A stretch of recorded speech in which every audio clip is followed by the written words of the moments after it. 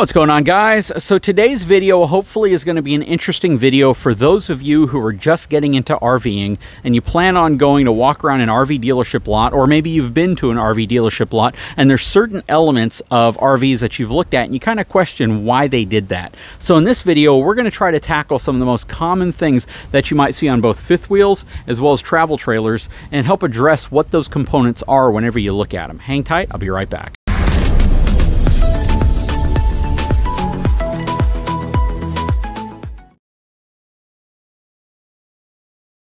Okay, so first, let's talk about this mid-level luxury fifth wheel. And when I say mid-level, it's only because this kind of falls in the middle of luxury fifth wheels. There are some really nice ones, there are some extremely nice ones, and then there are certainly some that are more basic than this. But this is a good example because it's going to have a feature a lot of people often wonder about, and that's a feature called a drop frame. So, on almost all RVs, about 95% of them, they're built on a I-beam chassis. What does that mean? It's essentially a steel I-beam, the same type of thing you might see in a building construction, that runs from the front of the RV all the way to the back. Same with travel trailers. And then they build the rest of the body and the chassis off of that. And of course your axles and springs and tires rest below it. But essentially, it's just two long straight pieces of steel I-beam channel that everything's built on. And then you have an upper deck section right here that branches out to your overhang, which is what you'll see on a fifth wheel. But on a travel trailer, you'll typically see an A-frame section right here that attaches to the bottom or the front of that I-beam chassis. Now, a lot of people wonder, why do some RVs have this large metal beam protruding out the bottom? Or why do some RVs kind of dip down at the front right here? And the reason for that is what they call a drop frame. So, first of all, let's understand why a fifth wheel, typically, there are some travel trailers with small drop frame sections, and there are actually some destination or park style units that essentially look like big box RVs, and they also have drop frame sections.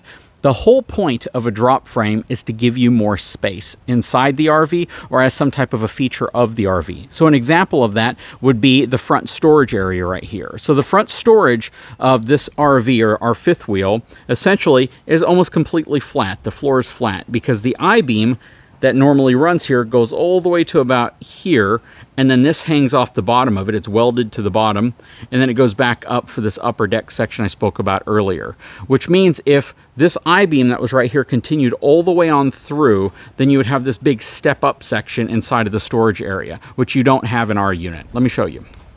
So pardon the mess, I was rummaging through here the other day, but everything you see that's crammed inside of here is resting flat on the floor. There's no step up at all. In the previous fifth wheel we had, it had a straight beam frame, which means that the I-beam ran from the back all the way to the front and it didn't drop down at all. And there was a big step up in this section, so we didn't have quite as much room. So the only reason on most fifth wheels why you have a drop frame section is because of storage. Either more storage, or perhaps they're putting a loft in, or they're putting some other space in that requires more ceiling heights. And the reason why they do drop frame is to simply give you the ability to drop the frame lower, so you can have a lower floor, possibly taller ceiling heights, or a larger storage area in general. And in our case, by not having that 12-inch I-beam continue all the way through, about a foot of this space, if not a little bit more, is actually salvaged. So again, the only reason why you see a drop frame right here is for extra storage space in our fifth wheel. Again, in some of them, it's to accommodate taller ceiling heights if you have, again, maybe a loft on top of a bedroom or something like that. But it is not a structural element in terms of doing it simply because you want to double the strength or anything like that. A lot of people think that they put drop frames on fifth wheels to strengthen the fifth wheel, and that's not the case. Now, technically, the frame should be just as strong. They should have designed it and engineered it and how it attaches here and how it welds into this area to never have any true issues in terms of strength. But I'm going to argue to say that if you have a straight I-beam section going all the way through, you probably have a bit more of a structural frame under your RV. And there are some luxury brands that stick with a straight I-beam design, like your Brinkley units. I know that they're going to have drop frame, and some of their units look like they have a drop frame. And what they've done is, so they don't have to use a drop frame, they use a straight I-beam frame, and then they put storage underneath it. So you maintain that structural characteristic of one solid I-beam going all the way through.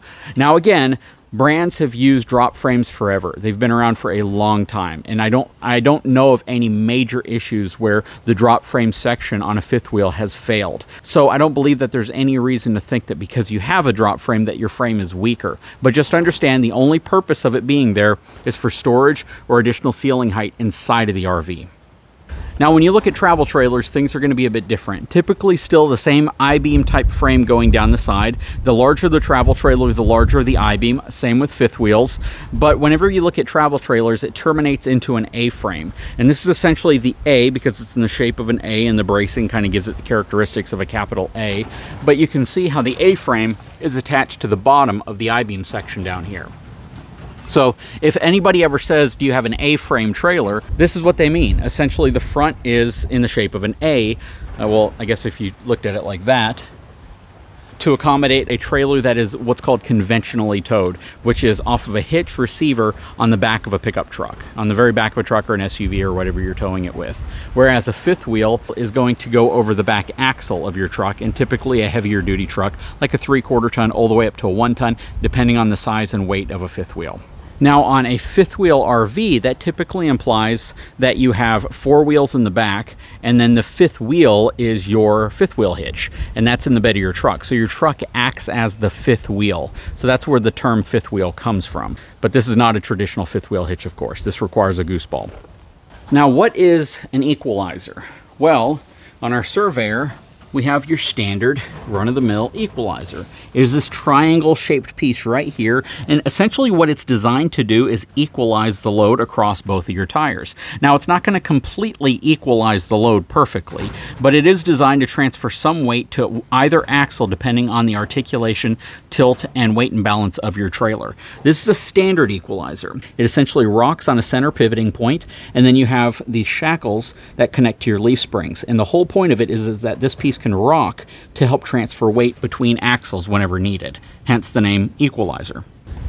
Okay, so on our Brookstone, we have a different type of equalizer, and you can tell this one looks dramatically different than the other one. This is a suspension equalizer. So lots of different types of suspension equalizers. This Road Armor by Trail Air, which is an LCI product, is just an example of one.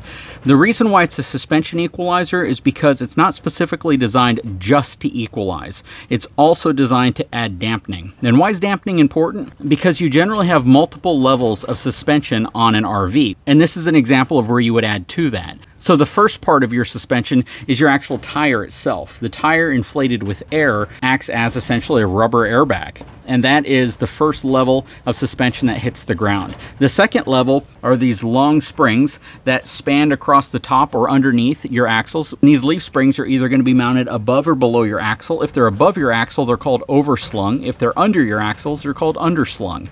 And that's the second level of suspension. Typically on RVs without a suspension equalizer, that's where your suspension kind of ends, and any shock, vibration, or harshness gets transferred to the frame directly through the metal shackles going into the frame or chassis of your RV. When you have a suspension equalizer, like this specific one uses rubber dampening bushings right here. You have one up here and you have one down here, and there's a pivot point in the center which adds additional shock dampening to the chassis of your RV. So I always recommend a upgraded suspension equalizer on an RV. A lot of your mid to higher end RVs will have them, but many of your mid to lower end travel trailers and some fifth wheels may not have one.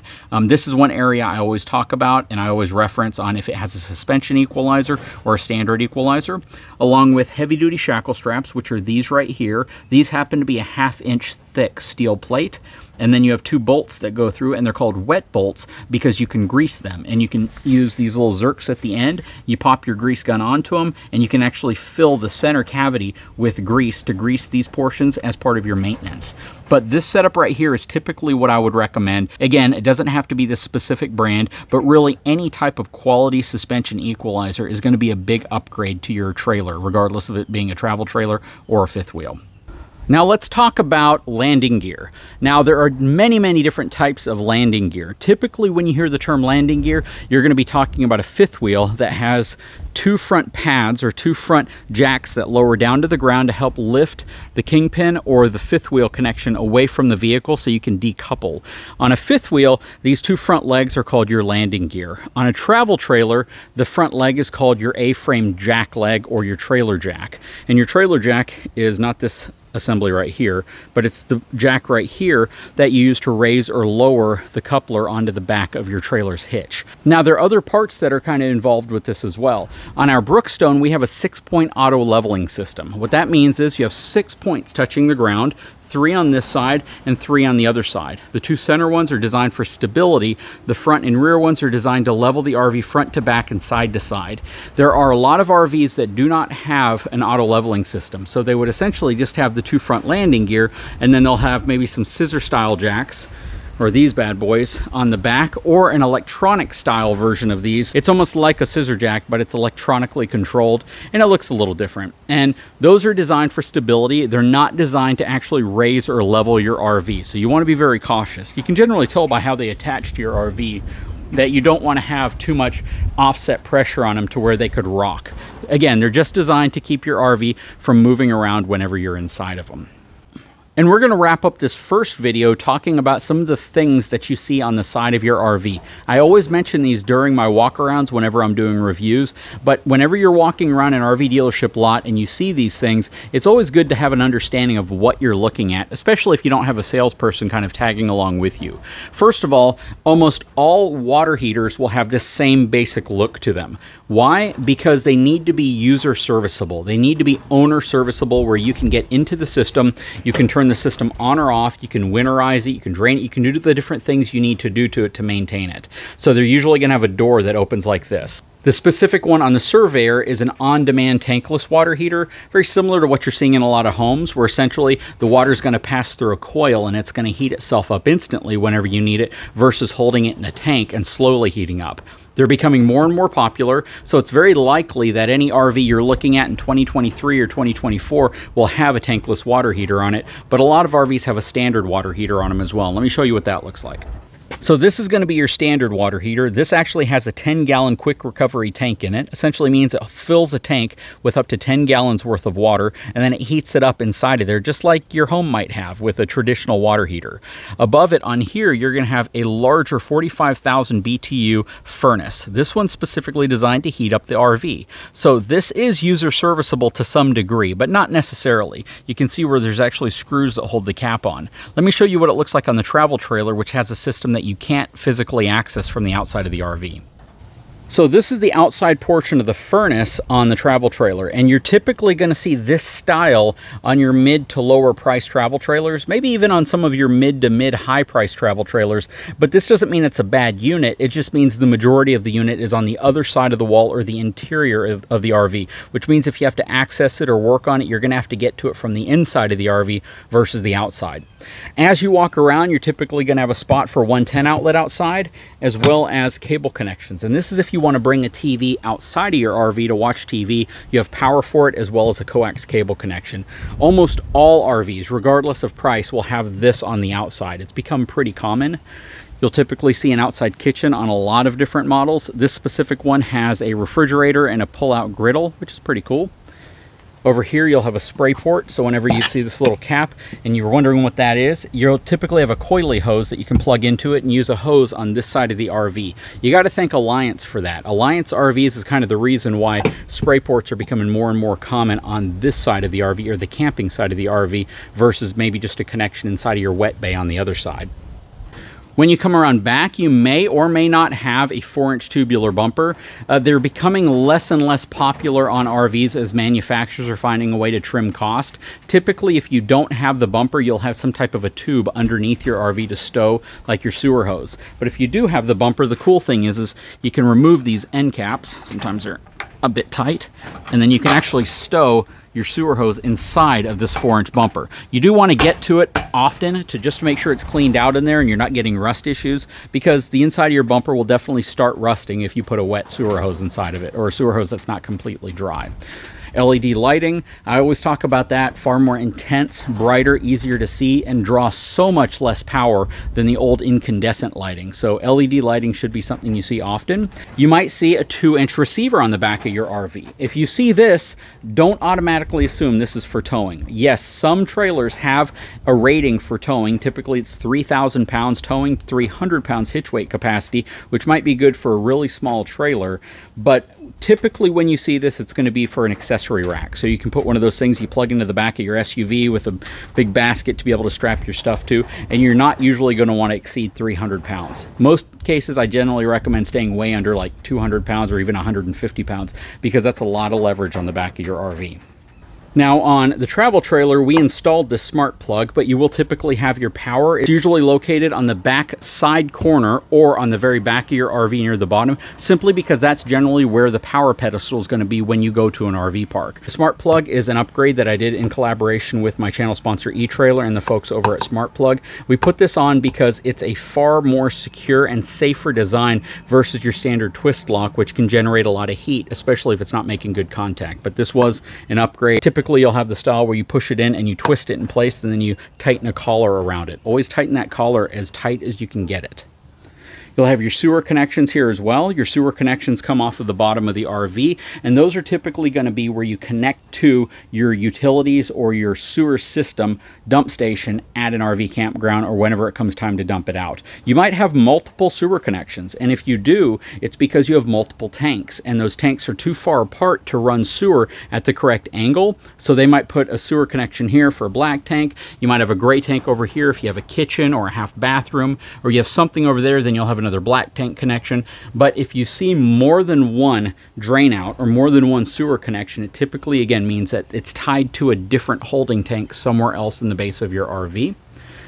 Then you'll have your city water connection, essentially water coming in from city utility.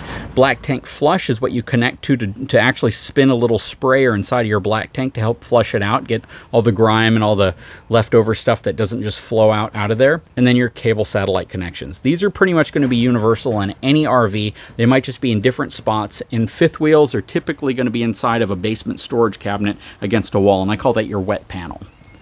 Coming around here, first of all, we have standard framed windows, which have this black frame going all the way around them. Some of them can open, some of them can't. Some of them slide, and some of them tilt out. If they tilt out, it's usually also going to be an emergency exit window.